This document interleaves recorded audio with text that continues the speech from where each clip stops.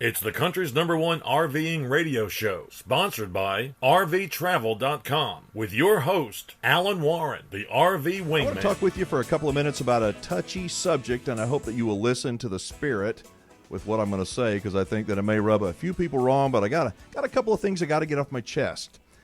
Regular listeners and viewers tend to really love my monologues when I bring up sleazy things that some RV dealers try to pull on buyers to squeeze another dollar out of you.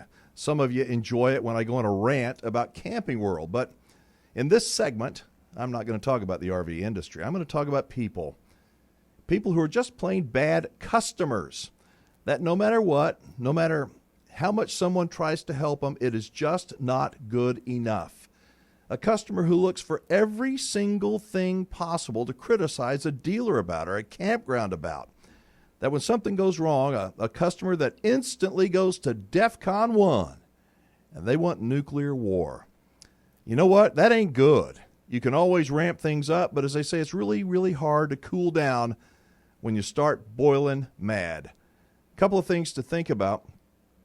Do you think that an RV dealer sits back and knows that you're buying, I don't know, a piece of crap, just laughs it off?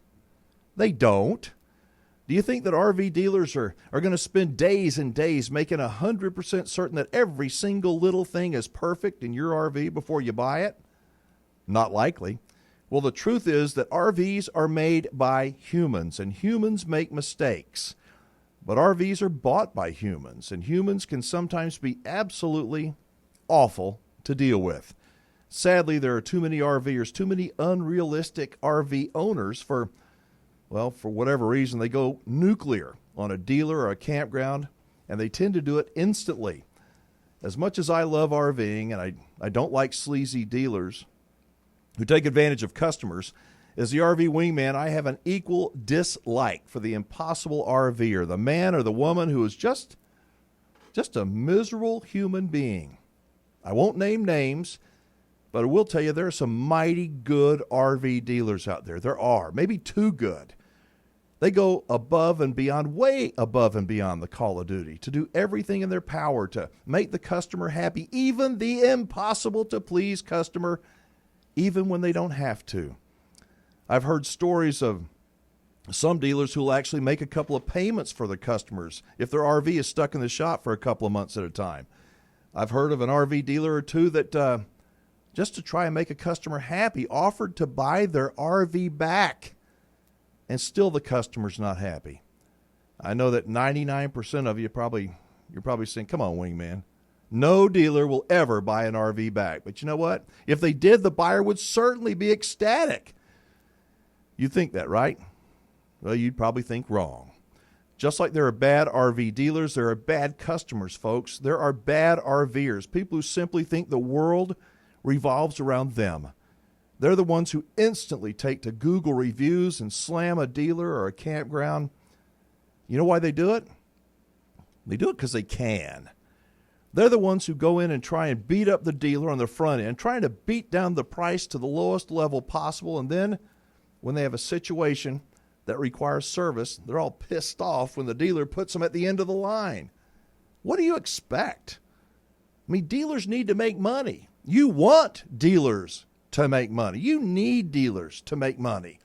If they don't, they're going to go out of business, and that is not good for you. If you have a problem with your RV, if you have a problem with a campground, and you want it resolved, the first rule, be nice. That doesn't mean to roll over. It just means be nice.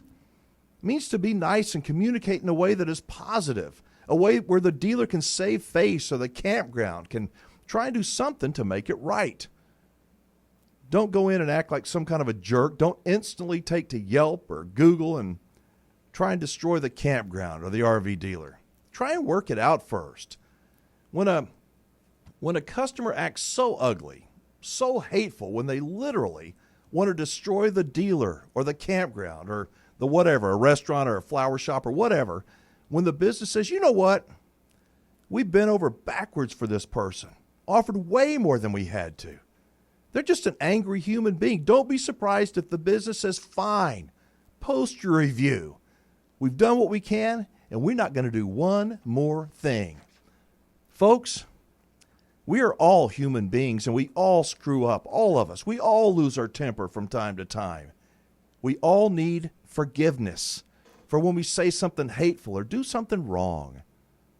I encourage people all the time to take the high road, to try and turn the other cheek, to understand the other person and their position and not get down in the mud. But you know what? Sometimes you run across a miserable human being, one that is hateful and ugly and critical and friendless, one who honestly believes that they have the answers, the only answers that really matter. When an RV dealer or a campground runs into that kind of a human being, when no matter what the dealer or campground does, they try and scam you, extort you, sometimes you got to say, hold on, fella, not this time. I've given all I'm gonna give. The moral, I guess, of this little monologue is to each and everyone listening is to be reasonable, to listen, to look at a difficult situation through the other party's eyes, to cut people some slack, for God's sake. If you're a good customer, you got a good RV dealer, you will most likely be able to settle any kind of a negative situation.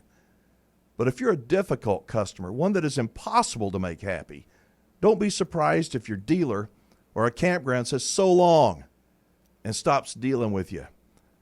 I've seen way too many angry people lately, people that want to have the last word with everything, people that seem absolutely miserable, and it makes me sad. RVing and camping, being with your family, with your friends, with people you love should be fun. It should be a fun time, a time for joy and making memories. Bad stuff does happen. When it does, try and take a deep breath. Take a deep breath. Choose your words carefully. It's really hard to take them back. As always, I welcome your thoughts. Post them here if you would. Or you can call, leave me a voicemail 24/7 at 1-330-WINGMAN. That's 1-330-WINGMAN.